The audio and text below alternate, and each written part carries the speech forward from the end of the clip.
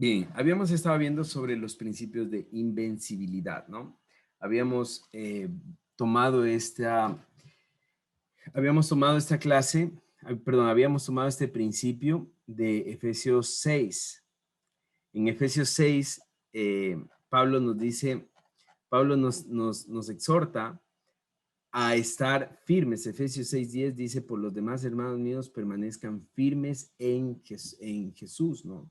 Y en el poder de su fuerza.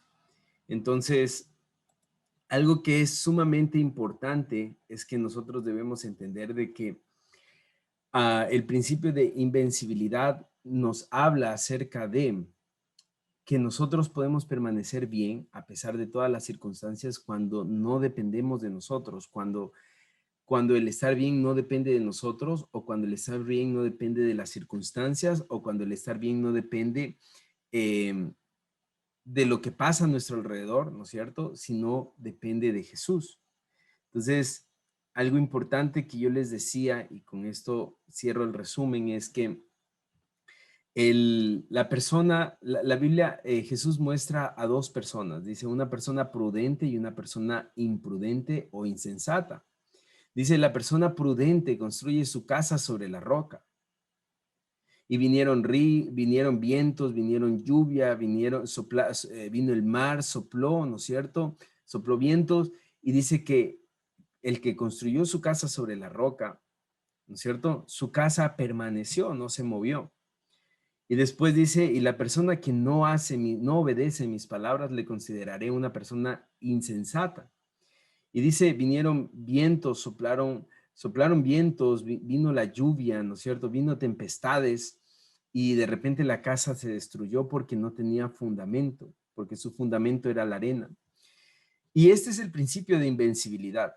El principio de invencibilidad es que las dos personas, ¿no es cierto? El que construyó sobre su casa sobre la arena y el que construyó su casa sobre la roca, tuvieron las mismas pruebas. Sobre las dos personas sopló el mismo viento, sobre las dos personas vino la misma lluvia. La diferencia es que en el uno, la casa se cayó porque estaba construida sobre la arena y en el otro la casa se mantuvo porque estaba construida sobre la roca. Algo que va a marcar nuestras vidas es en qué pones tú tu confianza. Si tu confianza está puesta, por ejemplo, en tu trabajo, tu confianza está puesta en tu pareja, tu confianza está puesta en el dinero o en el éxito que tú tienes que entender que todo eso tiene una fecha de caducidad. Tienes que entender que todo eso llega a un momento en el que ya no va más, en el que ya no sirve, en el que se va a caducar, en el que no te va a sostener.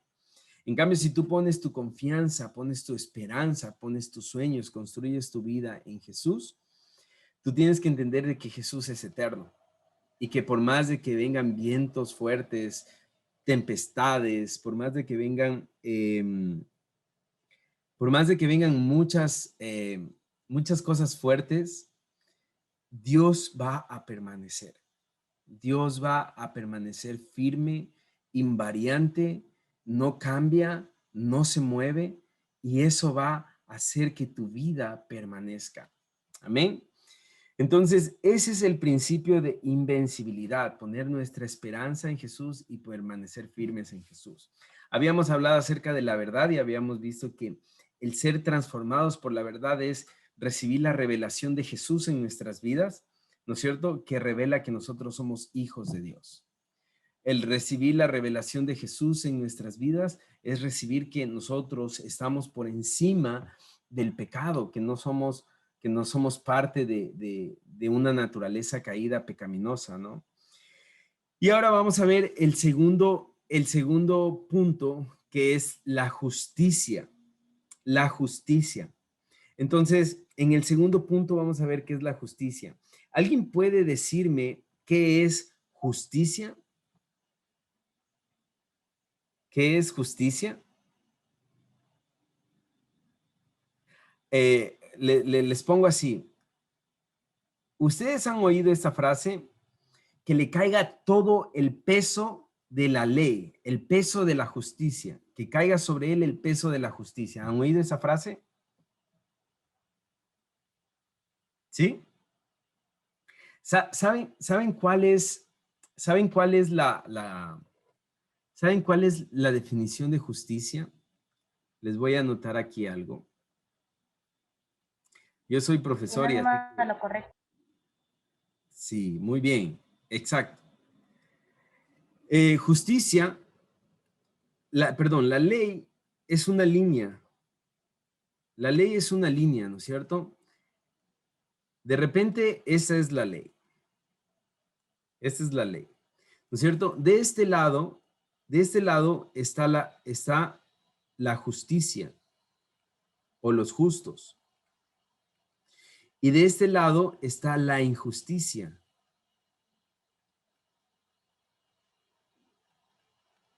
Entonces, la justicia es el cumplimiento de la ley. La justicia es el cumplimiento de la ley.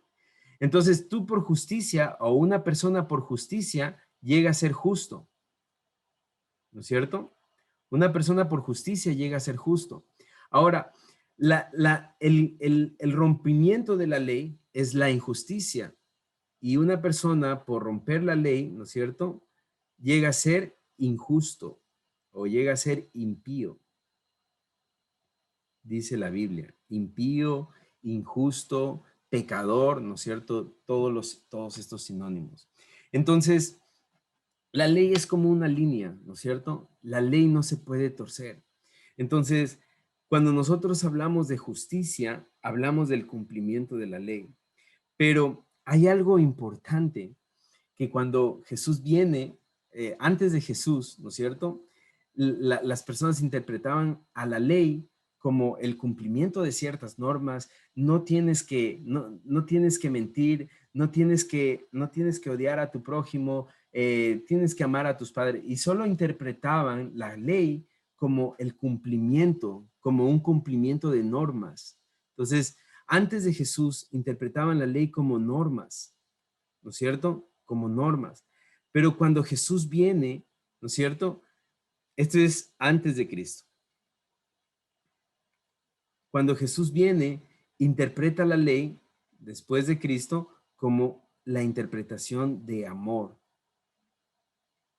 La interpretación de amor. Esto es después de Cristo.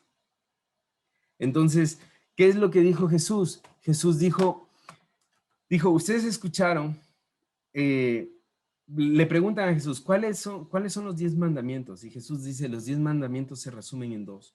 Ama a Dios con todo tu corazón, con todas tus fuerzas y con toda tu mente, con todo lo que tú eres, y ama a tu prójimo como a ti mismo. En eso se resume la ley. Entonces, Jesús viene y reinterpreta la ley y dice, la ley es amor. Entonces, cuando nosotros hablamos de justicia, hablamos de un cumplimiento de amor. Cumplimiento de amor. Y esto tiene mucho que ver porque, por ejemplo, yo les quiero preguntar, Enmita, Sarita, Pame, Giovanita, ¿ustedes son justas?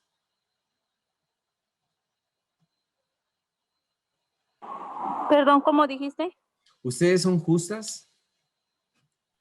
¿Se consideran justas? No. No. Enmita, ¿usted se considera justa?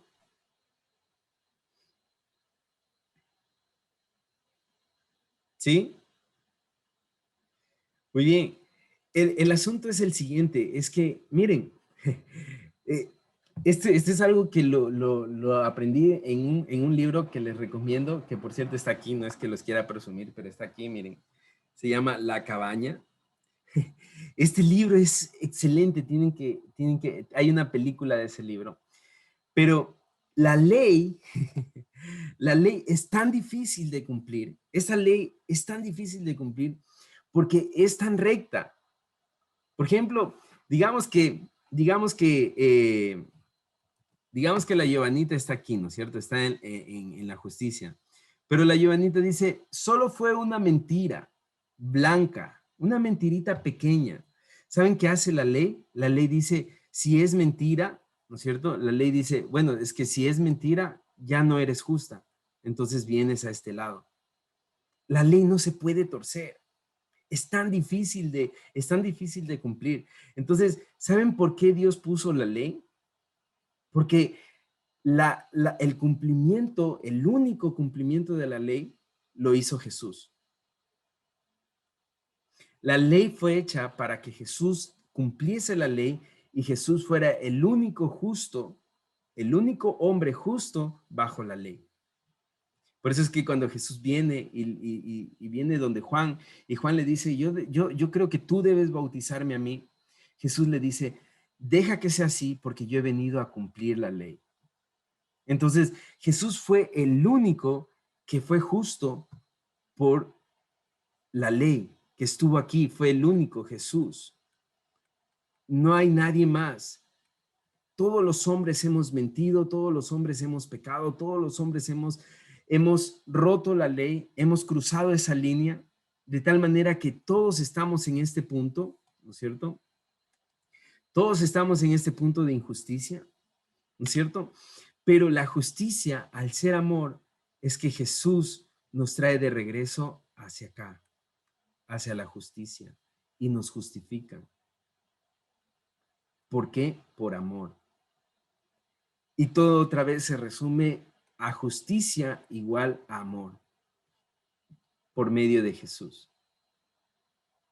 Justicia igual a amor por medio de Jesús. Entonces, si podemos poner una definición de justicia, la definición más clara de justicia, yo les voy a decir, perdón, ya. La definición más clara de justicia es no tener culpa. La definición de justicia, si ustedes pueden anotar, es no tener culpa ni condenación. No tener culpa ni condenación. Y eso pónganle igual a justificación. Eso es ser justificado. Eso es ser. ¿Cómo dijiste, Andrés? No tener culpa ni condenación.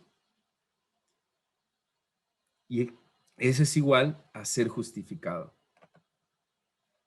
Eso es igual a ser justificado. Esa es la definición. Perdón, Andresito, dijiste igual a justificación y de ahí qué más. Nada más. Igual a justificación. No tener culpa ni condenación, eso es igual a justificación. Y aquí hay algunas cosas que nosotros podemos notar. Por ejemplo, una persona que de repente es culpable, ¿no es cierto? Una persona que es culpable, sí o que vive asustado. Una persona que es culpable, sí o que tiene un miedo de, ay, me van a ver, me van a atrapar, me van a, ¿no es cierto? Dice la Biblia que huye el impío sin ser perseguido, porque tiene miedo, ¿no es cierto? Entonces una persona que es culpable tiene miedo. ¿Qué más? Una persona que es culpable muchas veces siente un sentido de inferioridad, pero una persona que es justificada no tiene miedo, no tiene un sentido de inferioridad, su identidad es restaurada, ¿no es cierto? Una persona que es justa es una persona que puede pararse delante de Dios y puede estar tranquilo porque sabe que es justa. Entonces, ¿cómo nosotros somos justos? De ahora en adelante, cuando les pregunten, ¿tú eres justa? Tú vas a decir, sí, yo soy justo o justa. ¿Por qué? No porque lo merezca, no soy justa porque hago buenas obras, soy justa o soy justo porque Jesús me justificó, porque Jesús me amó tanto que dio su vida, ¿no es cierto? Dio su vida para que yo sea justo. Entonces, por eso somos justos. Vamos con el siguiente punto. El siguiente punto está en Romanos 3:20. Vamos a empezar. Enita me puede ayudar con Romanos 3:20. Pame, tú me puedes ayudar con Romanos 3:21 al 22. Sarita, me puedes ayudar con 2 de Corintios 5:21. Y yo, Anita, con Romanos 4:3, perdón. Romanos 4:3. Entonces vamos primero con Romanos 3:20.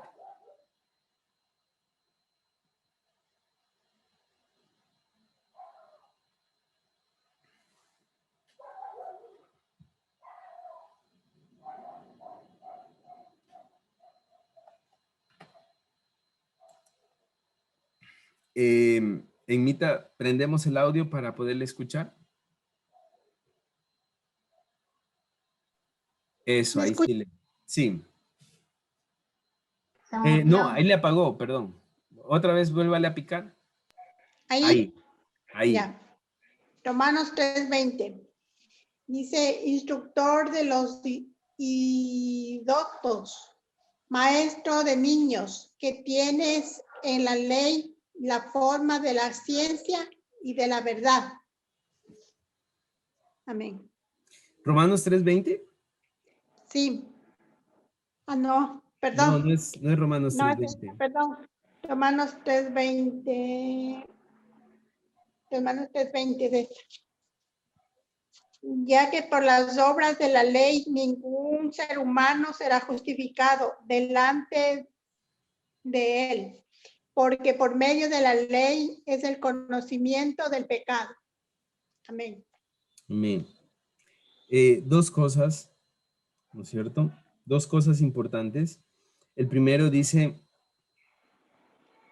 la primera palabra dice, nadie llega a ser jamás justo o nadie llega a ser justificado. La palabra justificado o la palabra justo significa, podemos anotar, justo significa como si nunca hubiera pecado. Justo significa como si nunca hubiera pecado.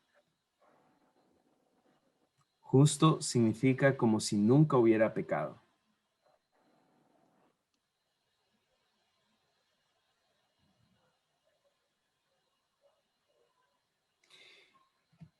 Y el otro punto es aquí.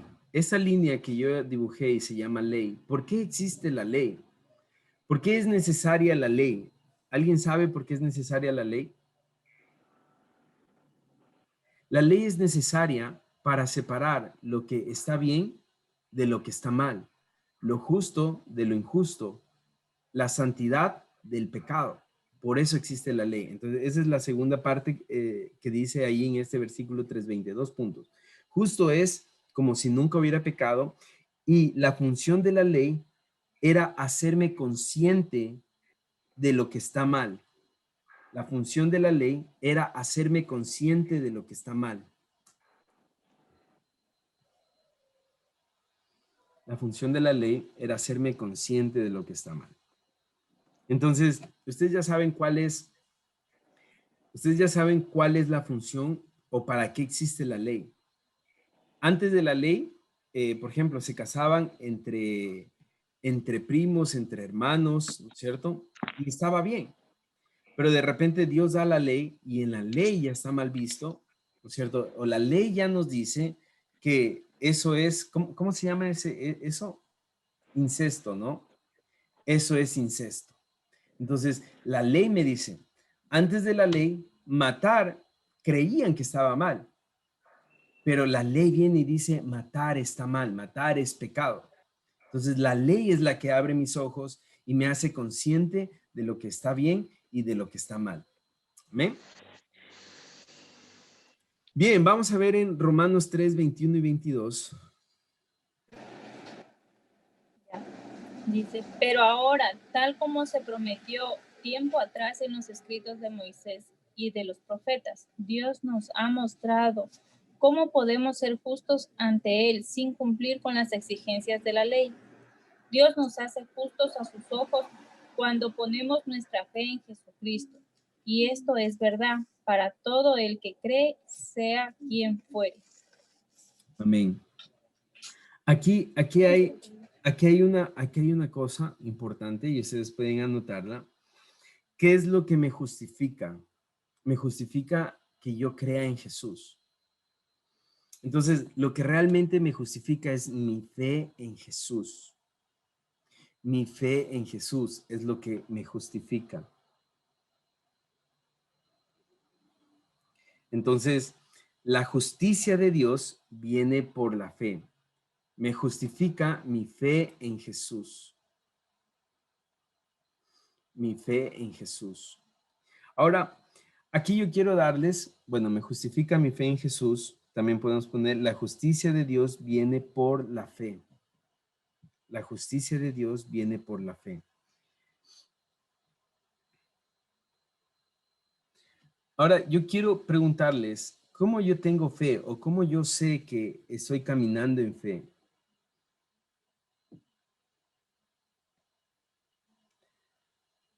Tres puntos importantes para saber que yo estoy caminando en fe. Primero, conocer la palabra de Dios. Segundo, creer en la palabra de Dios, ¿no es cierto? Y tercero, vivir la palabra de Dios. Entonces, por ejemplo, la Biblia dice que la fe viene por el oír la palabra de Dios. Entonces, yo tengo que leer la Biblia. La Biblia, ¿no es cierto? Cuando yo la leo, se mete en mi mente, de mi mente se siembra en mi corazón, de mi corazón salen frutos de fe, que es una vida de fe. Entonces, son tres cosas. Primero, leo o conozco la palabra de Dios, ¿no es cierto? Segundo, creo lo que dice, es decir, que se siembra en mi corazón. Y tercero, vivo, ¿no es cierto?, la palabra de Dios. Entonces, tres cosas que son importantes para vivir la palabra de Dios. Amén. ¿Alguien tiene alguna pregunta hasta aquí?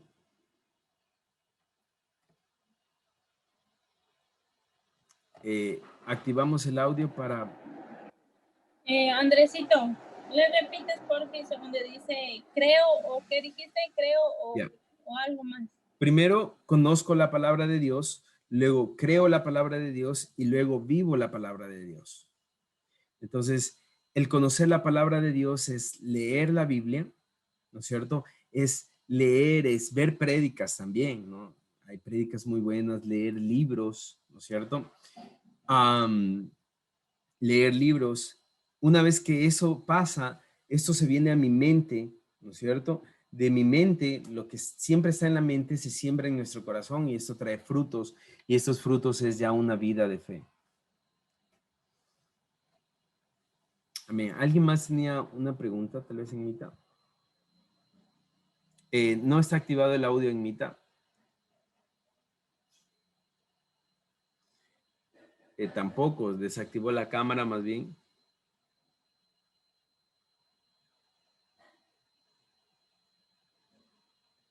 Ahora sí, active el audio. Eso, ahí sí. Ay, profesor. Ahí Aquí sí. dice ser justo es como que nunca ha pecado, profesor. Entonces no soy justa, profesor.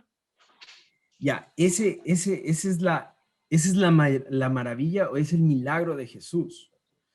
Que cuando Jesús viene, Jesús fue justo porque él nunca pecó.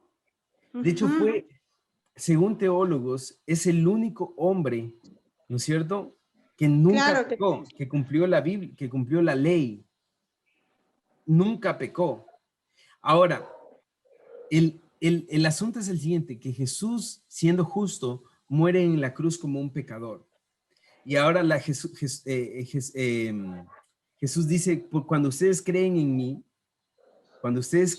mí, entonces ustedes son justificados. Es decir, ustedes son hechos justos. Es decir, todo lo que ustedes hicieron es borrado porque hay alguien que pagó un precio por su pecado, que es Jesús. Jesús pagó el precio por nuestros pecados. Entonces, somos hechos justos. Entonces, otra vez es como que se limpiara nuestro récord, ¿no es cierto? Policial, nuestro récord de pecados, ¿no es cierto? Y otra vez somos con un récord totalmente limpio. Bien, vamos a leer en 2 Corintios 5:21. Carita. Dice, 2 Corintios 5:21, al que no conoció el pecado, por nosotros lo hizo pecado, para que nosotros fuéramos hechos justicia de Dios en él. Amén. El primer punto dentro del cuarto, ¿no es cierto? Dentro de este punto de aquí, el primer punto es Cristo no conoció pecado. Es decir, Cristo cumplió la ley al pie de la letra totalmente y no conoció pecado, por lo tanto fue justo, ¿no es cierto? Cristo fue justo. Entonces, Cristo es justo y Cristo es la justicia de Dios. Cristo fue justo y Cristo es la justicia de Dios.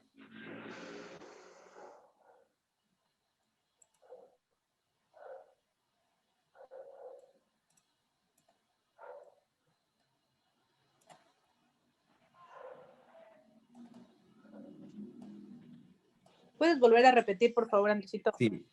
Cristo es justo. Cristo es la justicia de Dios.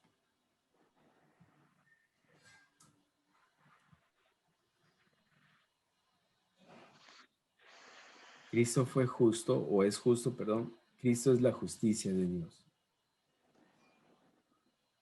Ahora, podemos leer en Romanos 4:3.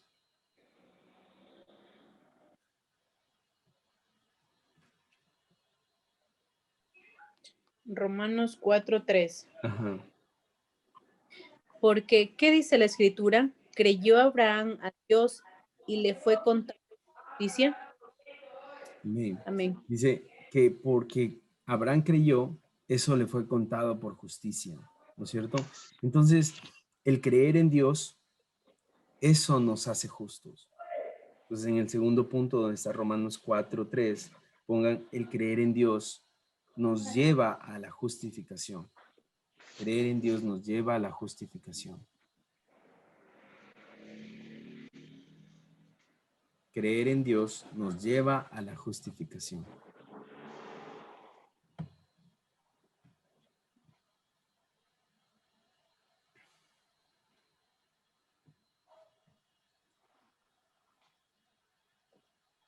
Bien, ¿alguna pregunta hasta ahí?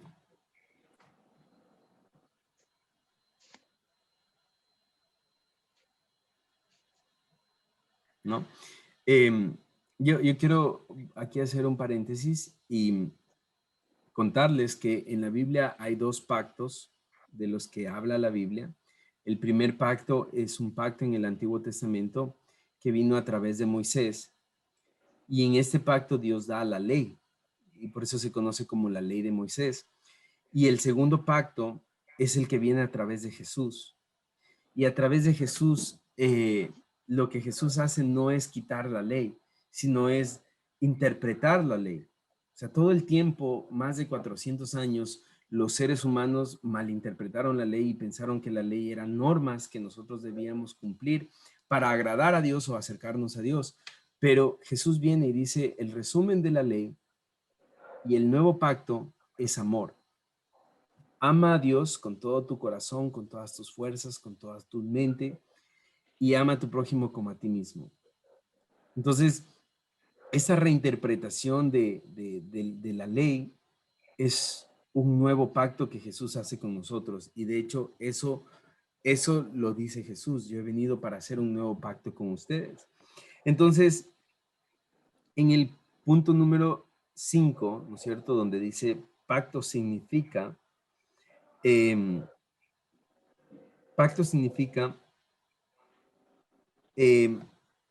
cuando, lo voy a decir así, después ustedes lo anotan. Pacto significa que cuando alguien, perdón, que alguien va a pedirte todo lo que tú tienes. Pacto significa que alguien va a decirte, dame todo lo que tú tienes, pero a cambio te doy todo lo que yo tengo. Eso es pacto. La palabra pacto significa, tú me das lo que tienes, todo lo que es tuyo, todo lo que tú tienes, pero yo te doy todo lo que yo tengo. Eso es pacto. Entonces, pónganle en un pequeño resumen o anótenlo como yo les dije, pero pacto es hacer un intercambio de todo por todo. Todo lo que yo soy por todo lo que Dios es.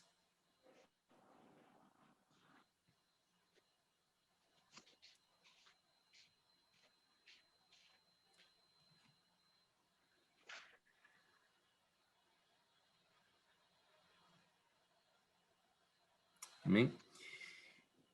Bien, se va a acabar el tiempo de Zoom. Vamos a volvernos a unir, ¿ya? Yo quiero decirles es que cuando Dios pide todo de nosotros y que de nosotros es nuestro amor, nuestra devoción, nuestro corazón, todo de nosotros, Dios a cambio nos da su gloria. Dios pone su gloria en nuestras vidas. Y ¿saben qué es lo más importante para Dios? Lo más importante para Dios es su gloria. Es su gloria cubre la tierra, su gloria nos cubre a nosotros. Lo más importante para Dios es su gloria. Y después, lo segundo más importante para Dios es el ser humano, porque dice, yo contigo voy a darte mi gloria cuando tú me des tu corazón.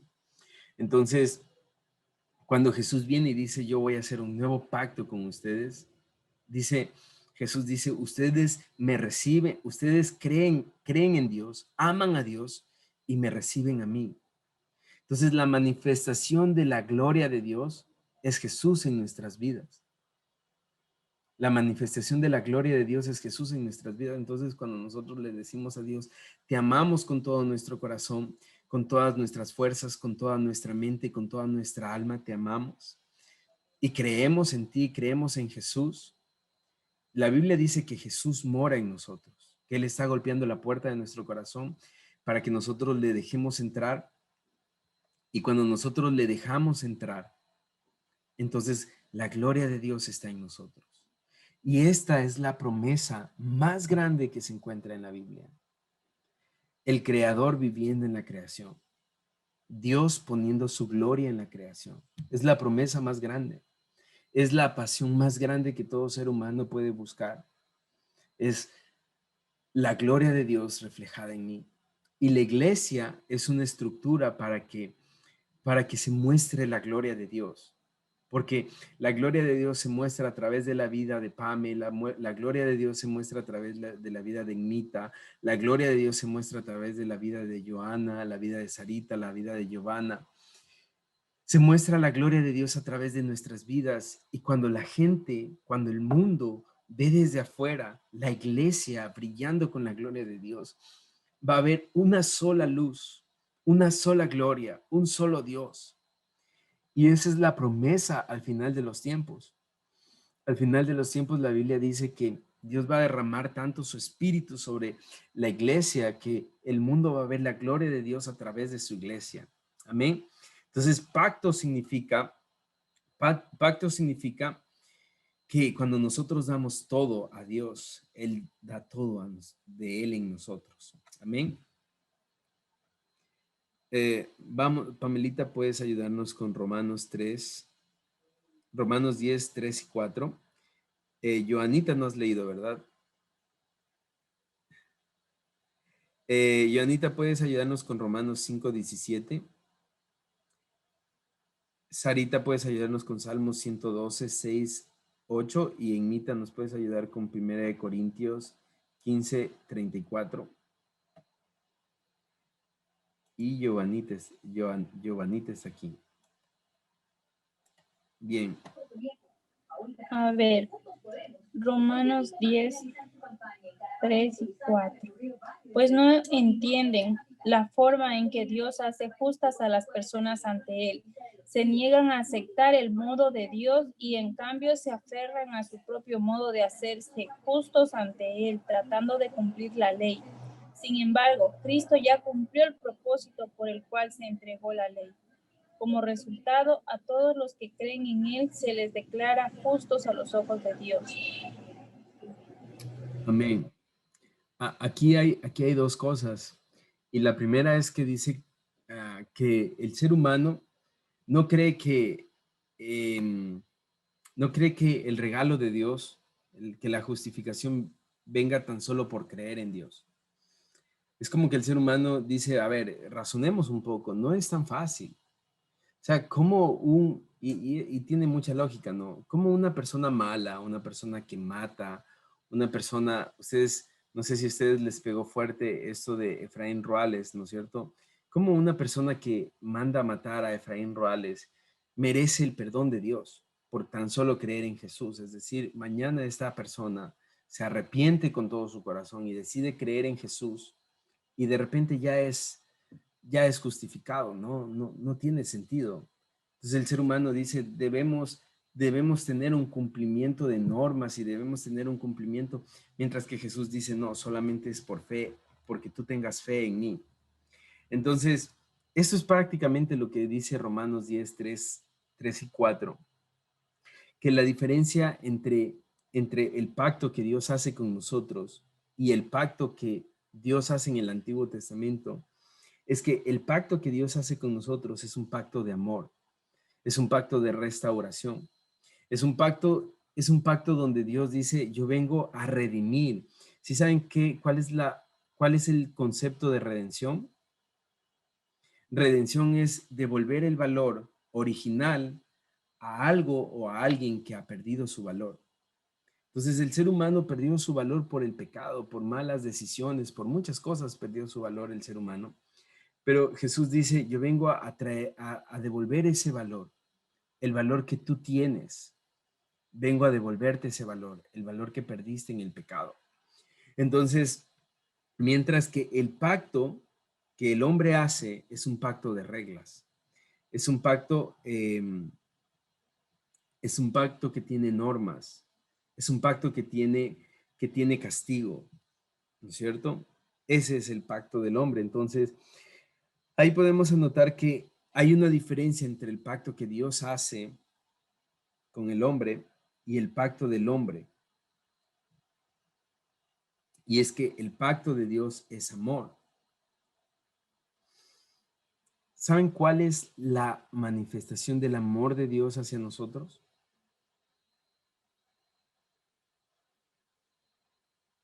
Jesús, muy bien.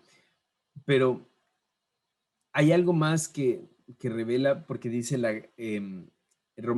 Pablo dice la gracia del Señor Jesús, ¿no es cierto? Y hay una gracia, la gracia de Dios, que la gracia de Dios es la revelación, es la manifestación del amor de Dios hacia nosotros. Es decir, Dios sabe que el día de mañana uno de nosotros va a mentir. Dios sabe que el día de mañana uno de nosotros va a pecar. Pero Dios no nos va a dejar de amar más, va a dejar de amarnos menos porque mañana pequemos, ni tampoco nos va a amar más porque dejemos de pecar, sino Dios nos ama igual. Y eso se llama gracia. Amén. Entonces vamos a seguir. ¿Hasta ahí tienen alguna pregunta? Andresito, Sí. el pacto del hombre, ¿cómo era que se llamaba? El ¿Cuál pacto era del la hombre, definición? ya, el pacto del hombre tiene reglas y normas. El pacto del hombre tiene reglas y normas. Mientras que el pacto de Dios es amor y fe. Pero a mí me faltó amor y fe.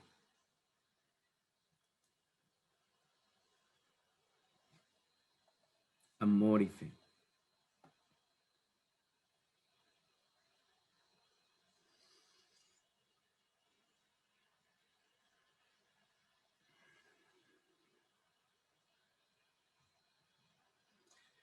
Amén. Vamos a ver en Romanos 5:17. ¿Quién tenía esa? Amén.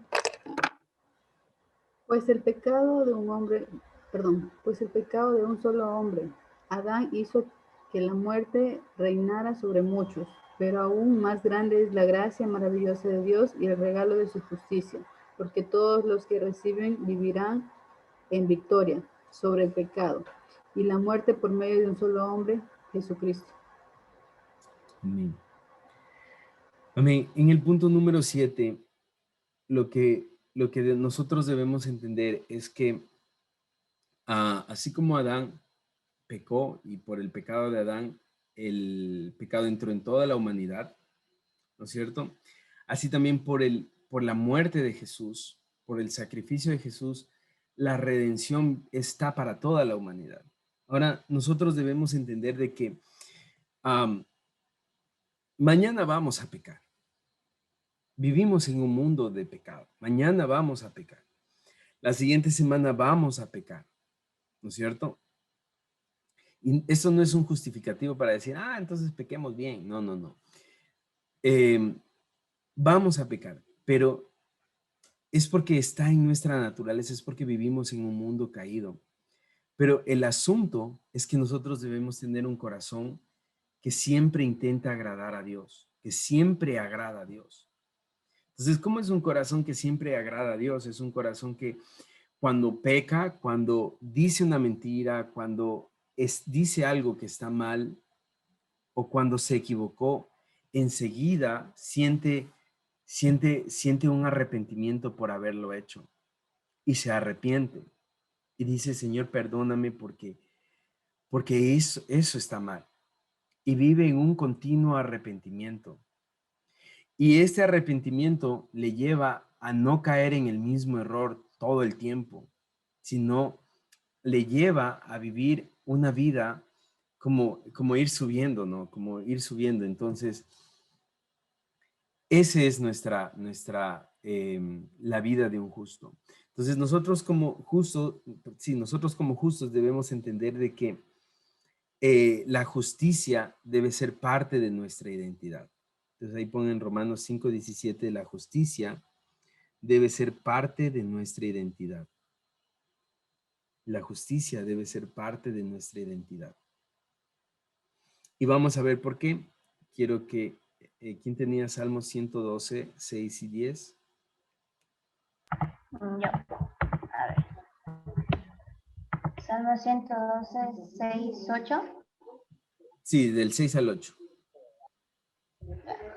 Por lo cual no resbalará jamás, en memoria eterna será el justo. No tendrá temor de malas noticias, su corazón está firme, confiado en Jehová. Asegurado está su corazón, no temerá, hasta que vea en sus enemigos su deseo. Amén. ¿Saben? Aquí dice que el hombre justo no temerá, que su confianza estará puesta en Dios, ¿no? Entonces, algo que ustedes deben entender es que cuando ustedes tienen una identidad de justicia, ustedes entienden que, sí han visto que algunos dicen, me fue mal, es que me lo merezco, es que hice, ¿no es cierto? Pero cuando nosotros tenemos una identidad de justicia, nuestra confianza está puesta en Dios. Entonces ustedes pueden poner ahí, el hombre justo no será sacudido. O en vez del justo pongan, el justo nomás, el justo no será sacudido.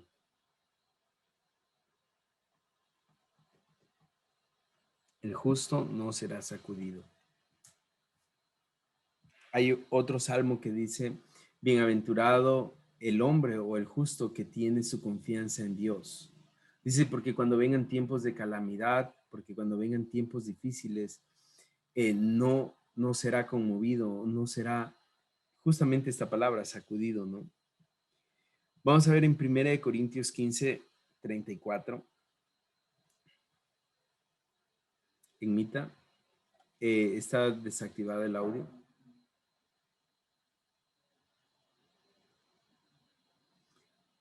Está desactivada la cámara. Eso, ahorita actívele el audio. Eso, ahí sí. Ahí estoy. Ya. Sí. Primera de Corintios 15, 34. Velad debidamente y no pequéis, porque algunos no conocen a Dios para vergüenza vuestra, lo digo. Amén. Amén. Dice que velemos y no pequemos, ¿no es cierto? En otra Sí. parte de la Biblia dice, el que esté firme, mire que no caiga. Entonces, ¿qué es lo que nosotros debemos siempre tener en cuenta? Es que el pecado siempre está en nuestro camino, siempre va a estar en nuestro camino el pecado. Siempre va a estar una conversación incorrecta, una mala decisión, siempre va a estar presente el pecado a la vuelta de la esquina, a la puerta de nuestras casas, siempre va a estar el pecado. Pero la Biblia dice que estemos despiertos, es decir, que estemos alerta. Entonces ustedes pongan ahí, necesitamos estar alerta para no pecar. Necesitamos estar alerta para no pecar.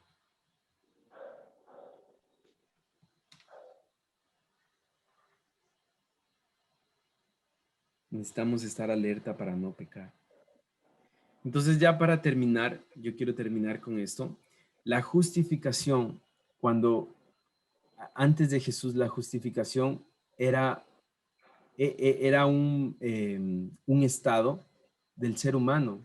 Cuando el ser humano cumplía la ley, era justo. Cuando el ser humano no cumplía la ley, era injusto.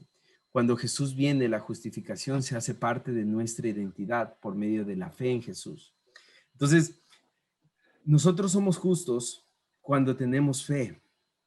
¿Cómo tenemos fe? A través de la palabra de Dios. La revelación de la palabra de Dios es Jesús. La Biblia dice que en el principio era la palabra de Dios, ¿no es cierto? Y la palabra de Dios era Dios. Y dice, después dice, y la palabra de Dios se hizo carne y vino al mundo y vivió entre nosotros. Entonces, la revelación de la palabra de Dios es Jesús. Cuando nosotros recibimos la palabra de Dios, esto produce fe en nuestras vidas. Y esta fe produce identidad en nosotros de que somos justos. Aun cuando nosotros somos justos, no estamos libres de pecar. Pero esto significa que la justicia manifiesta la gracia de Dios, que la gracia de Dios no es una licencia para pecar, sino que la gracia de Dios es que tenemos oportunidad de arrepentirnos cuando hayamos pecado. Pero aquí hay algo que es un poco, bueno, que hay que decirlo, que hay personas que dicen, yo he escuchado a personas que dicen, entonces como tengo la gracia de Dios voy a pecar, y peca, y peca, y peca, y peca. Entonces, eso no es gracia. Gracia de Dios es cuando tú pecaste, pero te arrepientes y te duele y no lo vuelves a hacer. Entonces, eso es gracia de Dios. Amén. Amén. Amén. ¿Alguien tiene alguna pregunta acerca de ese tema que es justicia? ¿Tiene alguna pregunta sobre este tema o sobre alguno de los puntos? ¿O quiere acotar algo también? Andrés, una consulta. ¿Te acuerdas lo que tú nos comentabas de, bueno, de lo que pasó con Efraín Ruales? Pero si se arrepienten, igual Dios les perdona, no entiendo esa parte, o sea, y si están asesinando a una persona y así se arrepiente de corazón, igual Jesús te perdona, o sea, Dios te perdona. Sí. Pero Sí. si lo vuelves a hacer nuevamente, otra vez te vuelve a perdonar. ¿O cómo? El asunto es el siguiente. No sé si ustedes se han dado cuenta que todos nosotros tenemos pecados, ¿no es cierto? Y la Biblia dice que de acuerdo a nuestras concupiscencias somos tentados, es decir, de acuerdo a nuestras debilidades. Entonces, pero ¿cuál es el asunto? Que cuando caminamos en Jesús, estas debilidades Dios comienza a transformarlas en fortalezas y de repente ya no caemos en el mismo pecado. Ahora, quiero contarles una historia, y es la historia de G. Ávila. G. Ávila fue un gran pastor y evangelista en el siglo pasado, ya murió. Su hija, Dios lo usaba mucho a él. Él era un gran hombre. Y su hija se casó con un hombre y estaban todos felices, pero de repente a los años este hombre mató a su hija. Mató a su hija, creo que era su única hija mujer, me parece que era su única hija mujer y la mató. El dolor, no sé cuál sería, pero debió haber sido demasiado grande. Haber sido demasiado fuerte el dolor que él sentía. Pero después de unos meses de sufrir el luto, él comenzó a visitar a su yerno, a su ex yerno, en la cárcel. Dice que iba todos los sábados y se sentaba con él a leer la Biblia, a explicarle la Biblia, hasta que él lo pudo perdonar. Él lo cuenta, bueno, hay un libro o hay un lugar donde está publicado este testimonio, hasta que él lo pudo perdonar. Cuando él lo pudo perdonar, él lo vio como un hijo. Lo vio como un hijo y tuvo misericordia. Tiempo después le detectaron una enfermedad mental a este chico. En fin, a dónde quiero llegar es que Dios sí perdona. Dios perdona nuestros pecados. Aún a los asesinos de Efraín Ruales, por más difíciles que sea, Dios los perdona. Dios los perdona. Es complicado porque si ustedes se han dado cuenta, Dios nos perdona, pero las consecuencias de nuestro pecado no nos quitan. Es decir, Dios perdona a la humanidad, pero hay consecuencias por el pecado. Por ejemplo, Dios perdona, por ejemplo, Dios perdona el libertinaje sexual, por ejemplo. Pero consecuencia de ese libertinaje sexual son enfermedades como incurables, como el SIDA, por ejemplo. Entonces, Aunque Dios ha perdonado y Dios ha redimido y ha restaurado vidas, incluso han habido sanidades, pero sobre la humanidad hay una consecuencia que Dios no la provocó, que la provocó el propio ser humano a causa del pecado, que es el SIDA. Entonces siempre hay consecuencias por cada pecado.